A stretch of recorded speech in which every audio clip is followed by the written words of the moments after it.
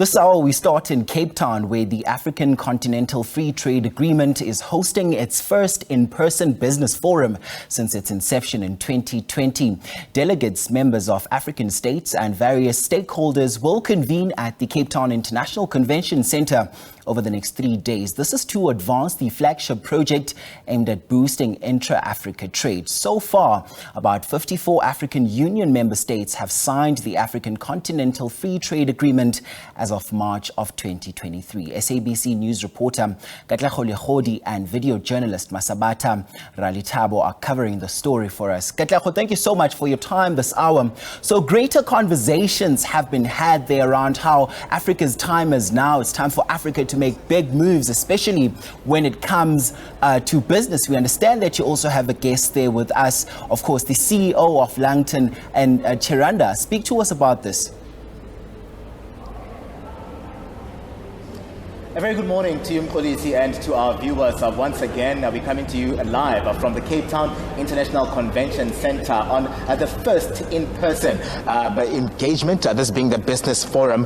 Here, the Africa Free Continental Trade Agreement Business Forum in its third year as we speak right now. You're right to say, Mkolisi, there that we've often heard that Africa's time is now, that we are rich with mineral resources, but the economies of the countries on the African continent have not been benefiting from those mineral resources, which is why then you would see companies just also going out of Africa to seek opportunities elsewhere so that they can come back and draw lessons from where they are and come back and feed into these economies. I'm going to bring into the conversation now Mr. Langton Chirinda. He is a CEO of Ruzhowa Africa. He's staying in Australia as we speak right now, but from Zimbabwe, and this is where he's actually coming through to tell us about his business, Mr. Langton, and also what you've been up to in terms of ensuring that those mineral resources on the African continent do work for us here. Welcome to the SABC.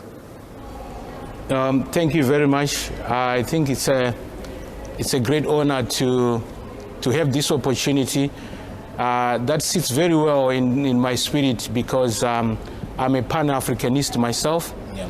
I believe this conversation about our business and about this forum is coming from the foundations laid by our forefathers, people like the Kwame Nkrumahs, the Nelson Mandelas, the founders of the African Union. They had a dream not only to free the continent from colonial powers in a political sense, but they also had a dream to see the economies of Africa growing and competing at the same levels or even above economies of Europe, economies of Asia and stuff. But we have not achieved much in terms of economic mileage from the vision of those leaders. So for me, I've come all the way from Australia, very far away, because I believe that it has to take us Africans to develop the continent. We cannot outsource our development to other cultures. We have done that before, and we know what it meant for us. We have not built that culture of creating and being productive, and let alone even use our natural mineral resources for our own development. We end up exporting them, and all we get are commodity pricing. And those commodity pricings with no impact in terms of the prices, how they move up and about. They are determined by economies that use those raw materials for manufacturing. Africa only supplies the raw material. They have no say on the pricing of the commodities. So there's not much value we can drive from such platforms. So what we do ourselves is we believe that if Africa's time is now, we have now to convert our natural mineral resources into the final products that in most cases we are failing to import, or buying second-hand cars from Japan or Dubai when we could make them ourselves from our own raw materials. And this is one of the reasons why people like us and our company are engaged in this forum. I mean, also this coming through at a time, Dr. Langton, when we know very well that there have been talks around industrialization on the African continent, and those mineral resources would actually see this industrialization process become a reality. There have been stumbling blocks. This, Africa Free Continental Trade Agreement is in its third year. What have been your impressions in terms of how we are moving as this agreement and that process towards industrialization so far? That's a very good question. I'll be very honest. I think the idea of a free trade area is a brilliant idea. And the implementation, I think, has been very slow in my view. There are so many low-hanging fruits, tariff and non-tariff barriers, that by now that all the 54 countries should have already done away with. We should now by now have an African Union passport where our people can free flow across and develop the industries that we want. But surprisingly, you still find a lot of African countries still ask visas from African people. And how can you industrialize when there's no free flow of ideas, free flow of raw materials and stuff across the continent? So that has not happened. And I think it's not good enough when we have got the most youthful continent in the world. The young people are looking for jobs. They have got hopes that are being shattered every day when we've got a platform like a free trade like this that could create 12 million jobs per annum. But they are falling far, far, far below that threshold. I think it has been slow. I think the political will has not been really forthcoming as I would have expected. And I would borrow the strategy that came from one of Africa's great entrepreneurs, Strive Masiyiwa, the founder of Intelligent Technologies. He said what African economies need is what is called mass entrepreneurship. We need to create a culture of our people, instead of them looking for jobs, train them bottom up on how to build companies. They should call people like ourselves and Strive Masiyiwas to come and mentor our society across the spectrum, the medium class, the low class, and we'll teach them on how to create value. That's how we can industrialize the continent. As we speak, even the African Continental Free Trade is not going to benefit us Africans because it's taking the Chinese, it's taking the Turkish people, it's taking the Russians, it's taking the Europeans again to come and still industrialize this continent when our own people here don't even understand how to create value. Yeah, but we are here. We find ourselves here. This is an engagement that is going to sit for the coming 3 days. What would be your expectations, coming out of this engagement here? You're coming all the way from Australia to come through with those type of solutions that you'd like to see actually manifest here in Africa. What would be your expectations? My expectations is that this just does not become just like any other forum, business forum that has been held by the Free Trade or the African Union or any African gathering.